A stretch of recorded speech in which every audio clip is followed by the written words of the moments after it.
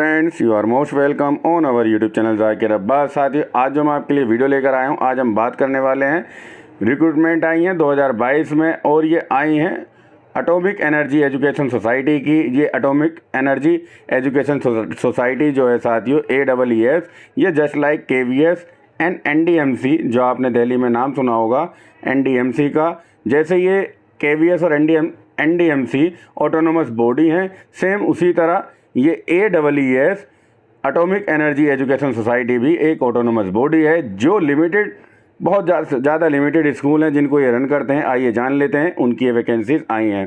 ये fresh recruitment आई हैं 2022 की। हालांकि वैकेंसीज कम है, मगर आपके लिए ये बहुत अच्छी अपॉर्चुनिटी है अपने आप को पढ़ाई में दोबारा से एंगेज करने के लिए। देखिए, यदि आप एक बार दोबारा से अपना स्टार्टअप करना चाहते हैं तो ये एक अच्छा मौका है जहां से आप अपनी शुरुआत दोबारा से कर सकते हैं।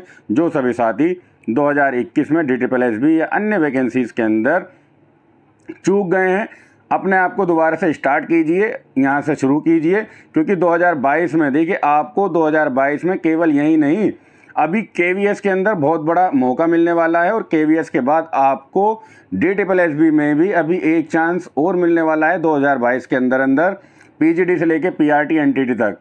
DSSB में तो मौका है ही है और KVS में है। तो अभी आप जो यहाँ पर ये AEES atomic energy education society के लिए जो आप प्रिपरेशन करने वाले हैं, वो आपके बहुत काम आने वाली है साथियों। इसको अच्छे से सीरियस होकर लें। और देखिए, मैं आपको बता देता हूं, देखिए यहाँ पर सबसे पहले देखिए, atomic energy education society AEES run 30 school. ये 30 स्कूल हैं, जूनियर कॉलेजेस हैं, जो कि 15 अलग अलग सेंटर हैं इनके डिफरेंट पार्ट ऑफ इंडिया में। देखिए, ये स्टेट वाइज यहाँ पर गिवन है, किस किस स्टेट में इनके जो भी हैं कॉलेज हैं, स्कूल्स हैं, वो कहाँ कहाँ हैं। महाराष्ट्र, कर्नाटक, तमिलनाडु, कर्नाटक, तेलंगाना, उड़ीसा, झारखंड, तेलंगाना, उत्तर प्रदेश, राजस्थान, मध्य प्रदेश, गुजरात और तमिलनाडु, ये स्टेट हैं। और ये इनकी डिस्ट्रिक्ट हैं, स्टेट की किस किस डिस्ट्रिक्ट में कहाँ पर हैं, और ये प्लेसेस हैं डिस्ट्रिक्ट के अंदर जहाँ जहाँ ये स्कूल इनके रन कराए जाते हैं। और कहीं पर भी आपको स्कूल दे दिया जाएगा तो तैयार रहना साथियों कि कहीं भी इन 15 जो ये पार्ट्स दिए हुए हैं, यहाँ पर कहीं भी आपको जॉब करने का मौका मिल सकता है। यदि आप इंटरेस्टेड हैं तो इसमें अप्लाई कर सकते हैं। सबसे पहले हम देख लेते हैं कितनी नंबर ऑफ वैकेंसीज हैं। ये 17 पेज का सर्कुलर जो मैंने अभी आपको दिखाया है, काफ़ी लंबा सर्कुलर है, और इसकी PDF फाइल आप हमारे वीडियो के डिस्क्रिप्शन से डाउनलोड कर सकते हैं। और ये हमने अपने टेलीग्राम चैनल पर भी शेयर कर दिया है। आप वहाँ से इस सर्कुलर की PDF फाइल को रीड आउट कर सकते हैं, डाउनलोड कर सकते हैं, और शेयर करना चाहें तो अपने साथियों को शेयर भी कर सकते हैं। ये साथियों, यहाँ से PGT से ये स्टार्ट है। PGT के अंदर English, Hindi, mathematics, physics, chemistry, computer science, biology, ये 2 1 4 1 1 4 ये वैकेंसीज़, नंबर ऑफ वैकेंसीज़ हैं। और उसके बाद देखिए, यहाँ पर TGTs की हैं, और TGTs में भी English, social science, Hindi, maths, computer science, physical education teacher, arts और मराठी टीचर्स के लिए यहाँ पर जगह आई हैं। और ये आपके सामने 11 14 10 21 7 10 9 9 7 ये वैकेंसीज आपके सामने गिवन है। और लाइब्रेरियन की भी यहाँ पर अच्छी खासी वैकेंसीज हैं। और PRT की देखिए, लाइब्रेरियन की यहाँ पर 8 वैकेंसी आई हैं, और PRT की जो आई हैं वो 70 वैकेंसीज हैं। सबसे ज़्यादा PRT टीचर्स के लिए यहाँ पर वैकेंसीज आई हैं। और उसके बाद PRT म्यूज़िक के लिए 5 वैकेंसीज हैं। टोटल मिलाकर जो यहाँ पर वैकेंसीज हैं, ये 205 वैकेंसीज हैं, जो कि PRT से शुरू होकर PGT तक आपको देखने को मिल जाएंगी। देखिए, नंबर ऑफ़ वैकेंसीज मैं आपको पहले ही बता रहा हूँ, बहुत कम रहने वाली हैं, मगर ये भी तो 200 लोगों की ज़िंदगी बनाएंगी ना। इस चीज़ को ध्यान रखिएगा। नंबर वाकई कम है, मगर 200 लोग यहाँ पर 200 प्लस लोग जो कैंडिडेट हैं अपना फ्यूचर सिक्योर कर सकते हैं। और आप तो एक ही हैं 200 में से, तो ये मौका आप हाथ से ना गंवाएं। जो लोग KVS और नवोदय विद्यालय के अंदर आप अपनी किस्मत आजमाते हैं, वो उनके लिए तो ये बहुत अच्छा मौका है। इसमें ज़रूर आप अपनी essential and desirable qualification for this post, तो मैं आपको यहाँ पर बता देना चाहता हूँ। चलिए जल्दी जल्दी हम इन्हें देख लेते हैं। सबसे पहले आपके पास BEd यदि स्पेशल एजुकेशन है तो आप एलिजिबल नहीं है इन पोस्ट के लिए, ठीक है। और यदि वर्किंग नॉलेज आपके पास, कंप्यूटर की वर्किंग नॉलेज आपके पास नहीं है, आपने कोई कोर्स या डिप्लोमा नहीं कर रखा हो बेसिक कंप्यूटर का, तो आप इस पोस्ट के लिए एलिजिबल नहीं रहने वाले हैं। दूसरा मैं आपको बता देता हूँ, देखिए हिंदी की डिज़ायरेबल है, हिंदी की आपके पास वर्किंग नॉलेज होना मस्ट है, मैंडेटरी है। सिर्फ हिंदी और संस्कृत पोस्ट कोड के लिए यदि आप अप्लाई कर रहे हैं वहाँ पर ज़रूरी नहीं है, अदर पोस्ट के लिए हिंदी की नॉलेज ज़रूरी है। ठीक है, फिर आगे हम बात कर लेते हैं इंग्लिश। तो यहाँ पर इंग्लिश मस्ट है, जैसे KVS के अंदर आपको पता है कि इंग्लिश सभी सब्जेक्ट में इंग्लिश मैंडेटरी होती है, सेम वही इसमें मांगा गया है। KVS की तर्ज पर आप समझ सकते हैं कि ये इंग्लिश सभी सब्जेक्टों में होता है, सिर्फ हिंदी और संस्कृत को छोड़कर बाकी सभी सब्जेक्ट यहाँ पर इंग्लिश मीडियम में ही रहने वाले हैं। ठीक है साथियों, चलिए अब हम आगे बात कर लेते हैं। और देखिए एक लास्ट पॉइंट यहाँ पर जो ज़रूरी है, TGT हिंदी या TGT संस्कृत के लिए applicant shall be able to teach both Hindi and English up to 10th। देखिए यहाँ पर ये चीज़ बहुत ज़्यादा ज़रूरी है, जो समझ के चलने से आपको ज़रूरी है कि आप हिंदी और संस्कृत 10वीं तक पढ़ा सकते हैं, तभी आप TGT हिंदी या संस्कृत के लिए एलिजिबल माने जाएंगे। PGT के लिए देखिए यहाँ पर इंग्लिश, हिंदी और मैथमेटिक्स, फिजिक्स, केमिस्ट्री, बायोलॉजी, इन सभी के लिए 50% नंबर आपके मास्टर डिग्री रिकॉग्नाइज यूनिवर्सिटी से जो हो उसके अंदर 50% नंबर कम से कम आपके पास हों, तभी आप यहाँ पर इस फॉर्म के लिए अप्लाई कर सकते हैं। और यदि आप PGT इंग्लिश बनना चाहते हैं तो इंग्लिश आपके पास MA में ज़रूरी है। हिंदी तो आपके पास हिंदी या संस्कृत दोनों में से कुछ भी हो तब भी चलेगा। PGT मैथमेटिक्स के लिए आपको मैथमेटिक्स या अप्लाइड मैथमेटिक्स यदि आपने पोस्ट ग्रेजुएशन कर रखी है तो एलिजिबल हैं। PGT फिजिक्स के लिए यदि आपने फिजिक्स, इलेक्ट्रॉनिक्स या अप्लाइड फिजिक्स या न्यूक्लियर फिजिक्स कर रखी है तो आप एलिजिबल हैं। भाई PGT केमिस्ट्री के लिए आपको पास केमिस्ट्री या बायोकेमिस्ट्री होनी ज़रूरी है, और बायोलॉजी के लिए आपके पास जूलॉजी, साइंस, बायोसाइंस और काफ़ी सारे ये हैं जो आप देख सकते हैं, जो इसके लिए आप एलिजिबल माने जाएंगे। जूलॉजी अगर आपने ग्रेजुएशन लेवल पर भी पढ़ रखा है। और इन सभी के साथ देखिए यहाँ पर B.Ed तो मस्ट है ही है, जो अभी हमने पोस्ट ग्रेजुएशन के साथ साथ दूसरी जो क्वालिफिकेशन है PGT के लिए B.Ed मस्ट है, मगर B.Ed रिक्वायर्ड नहीं है। जो कैंडिडेट हैं BSc EAD या BA EAD या MSc EAD के जो कैंडिडेट हैं उनके लिए B.Ed की रिक्वायरमेंट आपके पास MSc जो होनी चाहिए कम से कम 50% हो, और किसी रिकॉग्नाइज यूनिवर्सिटी से आपका ये MSc होनी ज़रूरी है यदि आप इसके लिए। और आगे हम देख लेते हैं, देखिए कंप्यूटर टीचर के लिए यदि आपने BA या BTech कर रखा है साइंस IT से तो भी आप यहाँ पर एलिजिबल माने जाते हैं, 50% नंबर होने ज़रूरी हैं। या आपने B लेवल का DOA कर रखा हो, ministry of information and communication technology 50% से कर रखा हो तो भी आप एलिजिबल हैं। या C लेवल का डिप्लोमा कर रखा हो, ठीक है, उसके साथ 50% मार्क्स हो आपके aggregate, which degree is awarded by university institute और इक्विवेलेंट बाय CGPA ग्रेजुएशन और इन एनी सब्जेक्ट और रिकॉग्नाइज। यदि आपने देखिए डॉक कर रखा है, ये DOEC का कोर्स कर रखा है, ग्रेजुएशन कर रखी है तो भी आप इसके लिए एलिजिबल। ये देख लेते हैं English, social science, Hindi, mathematics, chemistry और मराठी के लिए यहाँ पर रूल हैं, पहले उनको हम अच्छे से देख लेते हैं और समझ लेते हैं। देखिए 3 इयर्स बैचलर डिग्री, ग्रेजुएशन आपकी जो हो 50% हो, उससे कम यहाँ पर चलने वाली नहीं है। किसी भी रिकॉग्नाइज यूनिवर्सिटी से हो मगर 50% उसके अंदर होना चाहिए।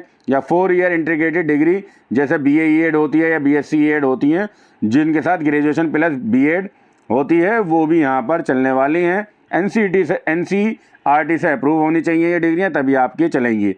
इंग्लिश के लिए जो कोर्स अगर आप TGT इंग्लिश के लिए अप्लाई करना चाहते हैं तो ग्रेजुएशन में 3 साल। देखिए यहाँ पर कुछ रूल इनके अलग हैं, जो DSSB या अन्य बोर्ड से KVS से अलग हैं, वो देख लेते हैं। जो RR है इनका TGT के लिए 3 साल के अंदर आपके पास ग्रेजुएशन में यदि इंग्लिश है तभी आप एलिजिबल हैं। वही सोशल साइंस के लिए ग्रेजुएशन में 2 साल के कॉम्बिनेशन होना चाहिए आपके पास any 2 of the following subject, जैसे हिस्ट्री है, ज्योग्राफी, इकोनॉमिक्स, पॉलिटिकल साइंस, एक इनका कोई भी ना कोई ज्योग्राफी या हिस्ट्री भी हैं तो भाई 1 ऑफ आपके पास होना चाहिए। कोई भी 2 साल आपके पास कॉम्बिनेशन इनका होना चाहिए। हिंदी के लिए आपके पास हिंदी या संस्कृत है, इलेक्टिव सब्जेक्ट होना चाहिए ग्रेजुएशन में 3 साल तो आप एलिजिबल हैं। TGT मैथमेटिक्स के लिए मैथमेटिक्स, फिजिक्स सब्जेक्ट्स आपके पास होना चाहिए। मैथमेटिक्स और फिजिक्स के साथ अगर आपने ग्रेजुएशन कर रखी है तो एलिजिबल हैं। TGT केमिस्ट्री या बायोलॉजी के लिए chemistry and any 1 of the बोटेनी और जोलॉजी सब्जेक्ट है अगर आपका, तो आप केमिस्ट्री और बायोलॉजी के लिए एलिजिबल माने जाते हैं। टीजीटी मराठी के लिए, Marathi as a subject in graduation in all 3 years, अगर आपने मराठी पढ़ रखी है ग्रेजुएशन में, आपके पास थी, तो आप एलिजिबल हैं। और उसके बाद देखिए वही सेम है बीएड के लिए, आपको यहाँ पर बीएड तो है ही मैंडेटरी, मगर बीएड के अंदर आपको यहाँ पर रिलैक्सेशन मिलता है यदि आपने, पहले तो बीएड सिंपल है और बीएड के रिक्वायर्ड नहीं है उनके लिए जिनके पास बीएससी बीएड है या बीए बीएड है या एमएससी एमएड है, वो यहाँ पर उनके लिए ज़रूरत नहीं है बीएड की, और बाकी सभी को ज़रूरत है जिन्होंने ये कोर्स नहीं कर रखे हैं। क्वालिफ़िकेशन जो सीटेट का पेपर सेकंड है, सेंट्रल एलिजिबिलिटी टेस्ट, वो आपके पास होना ज़रूरी है, तभी आप यहाँ पर अप्लाई कर सकते हैं टीजीटी की पोस्ट के लिए, otherwise you are not eligible for TGT in AES. ठीक है, यहाँ पर ये मैंडेटरी कर रखा है इन्होंने, सीटेट जो DSSB और KVS भी करता है। अब टीजीटी कंप्यूटर साइंस के लिए यहाँ पर देख लेते हैं। कंप्यूटर साइंस अगर बीएससी कर रखा है आपने कंप्यूटर साइंस में, तो आप एलिजिबल हैं, 50% मार्क्स यहाँ पर मांगे गए हैं आपसे, या बीटेक कर रखा है कंप्यूटर साइंस में 50% मार्क्स से, तो भी आप एलिजिबल हैं। यदि आपने ए लेवल का डोएक डिप्लोमा जो कंप्यूटर कोर्स का होता है और 50% नंबर से आपने कर रखा है, ठीक है, तो भी आप एलिजिबल हैं और आपकी ग्रेजुएशन हो रखी है। ठीक है, अब आगे बात कर लेते हैं लाइब्रेरियन की। तो देखिए लाइब्रेरियन में यहाँ पर डिग्री मांगी गई है लाइब्रेरी की, रिकॉग्नाइज यूनिवर्सिटी से 50% मार्क्स होने चाहिए with degree awarded by the university. सिर्फ यहाँ पर अगर आपके पास डिग्री है, आपने बीलिस का कोर्स कर रखा है, तो आप एलिजिबल हैं, या डिप्लोमा या डिग्री कर रखी है minimum 1 year in library 50% marks के साथ, ठीक है, तो भी आप यहाँ पर एलिजिबल हैं। अभी हमने फिजिकल एजुकेशन टीचर मेल और फीमेल के लिए देखा था, तो 3 ईयर बैचलर डिग्री आपके पास फिजिकल एजुकेशन की होनी चाहिए 50% नंबर के साथ, तो आप यहाँ पर एलिजिबल माने जाते हैं। या बैचलर और फिजिकल एजुकेशन बीपीएड आपने कर रखा हो, तो भी आप 50% मार्क्स के साथ, तो आप यहाँ पर एलिजिबल हैं पीटी के लिए, मेल और फीमेल दोनों के लिए। अब टीजीटी आर्ट्स के लिए जो एलिजिबिलिटी क्राइटेरिया है वो है कि बैचलर या फाइन आर्ट आपने बीएफए या एमएफए जो कर रखा हो, वो ड्राइंग आपके ने कर रखा हो 50% मार्क्स के साथ, जो ग्रेजुएशन की डिग्री आप यहाँ पर सबसे ज़्यादा जगह प्राइमरी की हैं, तो देख लेते हैं। Pass in senior secondary or higher secondary school certificate examination और इंटरमीडिएट इक्विवेलेंट 50% मार्क्स हो आपके 10+2 में, तो आप यहाँ पर एलिजिबल हैं। मगर यहाँ पर with English as a subject in +2, 12वीं के अंदर यहाँ पर इन्होंने इंग्लिश को मैंडेटरी माना है, तो आपके पास भाई 12वीं में इंग्लिश होनी बहुत ज़रूरी है, तभी आप एलिजिबल हैं, अदरवाइज़ आप एलिजिबल नहीं रहने वाले हैं। दूसरी क्वालिफिकेशन इन्होंने मांगी है 2 year diploma in elementary education, यानी कि डाइट DLED या JBT आपने कर रखा हो, या BLED कर रखा हो, 2 साल का डिप्लोमा आपने किसी रिकॉग्नाइज यूनिवर्सिटी से कर रखा हो। और यहाँ पर छूट दी गई है graduation in any subject from a recognise university, यदि आपने ग्रेजुएशन कर रखी है तो भी आप एलिजिबल हैं 50% मार्क के साथ, aggregate degree awarded by the university institute, ठीक है। और यदि आपने ग्रेजुएशन और बीएड हो तो आप इस पोस्ट के लिए एलिजिबल हो, जैसा कि एनसीटी का अप्रूवल आ चुका था बीएड कैंडिडेट के लिए, तो यहाँ पर इन्होंने भी बीएड कैंडिडेट को एलिजिबल माना है। और उसी के साथ साथ यहाँ पर सीटेट के लिए देखिए क्वालिफिकेशन जो सीटेट मांगा गया है पेपर 1 का, ठीक है, जो गाइडलाइंस हैं वो आपको करनी पड़ेंगी। और यहाँ पर candidate with BEd and central eligibility test paper 2 also भी एलिजिबल। देखिए पेपर 1 तो है ही एलिजिबल, और यहाँ पर बीएड कैंडिडेट को पेपर 2 भी एलिजिबल मान लिया गया है। किसके लिए? प्राइमरी टीचर्स के लिए। तो ये बहुत अच्छी बात है, इनके लिए जो रूल हैं ये आप अच्छे से ज़रूर देखिएगा। और प्राइमरी टीचर्स के लिए यहाँ पर जो म्यूज़िक टीचर हैं, बैचलर डिग्री इन म्यूज़िक में मांगी गई है, 50% मार्क्स के साथ आप एलिजिबल हैं। या पास या senior secondary or higher secondary में सर्टिफिकेट एग्जामिनेशन होना चाहिए इंटरमीडिएट का, कि 10+2 आपने जिसमें डिप्लोमा कर रखा हो 2 साल का म्यूज़िक एज ए म्यूज़िक, ठीक है ना, म्यूज़िक का डिप्लोमा कर रखा होगा रिकॉग्नाइज यूनिवर्सिटी से, तो आप इसके लिए चीज़ है। यहाँ पर पीजीटी के लिए जो एज रखी गई है यहाँ पर 40 साल है, टीजीटी के लिए 35 ईयर्स और पीआरटी के लिए 30 ईयर्स है। बाकी एज रिलैक्सेशन जो भी है सभी के लिए वो एज़ पर जो सेंट्रल गवर्नमेंट के नॉर्म और कंडीशंस हैं वहाँ पर उनको दिया जाएगा। और सबसे अच्छी बात यहाँ पर है कि वुमेंस के लिए सभी पोस्ट में 10 साल्स का यहाँ पर एज रिलैक्सेशन दिया गया है। और ओबीसी के लिए जो ओबीसी कैंडिडेट हैं उनके पास नॉन क्रीमी लेयर NCL होना चाहिए 3 years for the post of reserve और ओबीसी कैंडिडेट, ठीक है। ओबीसी के जितने भी हैं 3 ईयर्स, 3 साल का उनके पास NCL सर्टिफिकेट होना ज़रूरी है। ठीक है साथियों, बाकी आप सभी ये रूल अच्छे से एक बार ज़रूर देखिएगा, जो भी यहाँ पर ये रूल हैं और किस प्रकार से आपको ये अप्लाई करना है वो भी आपके लिए यहाँ पर गिवन है कि कहाँ से इस सर्कुलर के अंदर जो अप्लाई करना है, हाउ टू अप्लाई, ये पूरा का पूरा यहाँ पर एड्रेस गिवन है। आप यहाँ से जाकर ऑनलाइन फॉर्म अपना भर सकते हैं और उसका क्या क्राइटेरिया रहने वाला है, कौन कौन से डॉक्यूमेंट्स की आपको ज़रूरत रहने वाली है, वो डाटा भी यहाँ पर पूरा अच्छे से आपको समझाया गया है। क्या क्या डॉक्यूमेंट्स हैं जिनकी आपको ज़रूरत पड़ेगी जब आप फॉर्म अपना अप्लाई करेंगे, सारे डॉक्यूमेंट्स गिवन है। आप अच्छे से देखेंगे तो आपकी समझ में सब कुछ आने वाला है। ठीक है, अलग अलग पोस्ट के हिसाब से यहाँ पर दे रखा है, जो जो रिक्वायरमेंट है इनको ज़रूर देखिएगा एक बार, तभी अपना फॉर्म भरिएगा। एक बार सर्कुलर को रीड आउट करने से आपके सभी डाउट्स यहाँ पर क्लियर होने वाले हैं। फिर भी यदि कोई समस्या रहती है तो आप हमसे कमेंट बॉक्स में अपने डाउट क्लियर कर सकते हैं, वीडियो में कमेंट कीजिएगा। साथ ही यदि वीडियो अच्छी लगी तो वीडियो को लाइक ज़रूर करना और चैनल को सब्सक्राइब करना मत भूलना। सर्कुलर काफ़ी बड़ा है मगर मेन चीज़ हमने आपके साथ यहाँ पर डिस्कस की है और एक बार इस सर्कुलर को समझाने का प्रयास किया है। चलिए साथियों, वीडियो देखने के लिए बहुत बहुत धन्यवाद आप सभी साथियों का। वीडियो को लाइक और चैनल को सब्सक्राइब करना मत भूलना।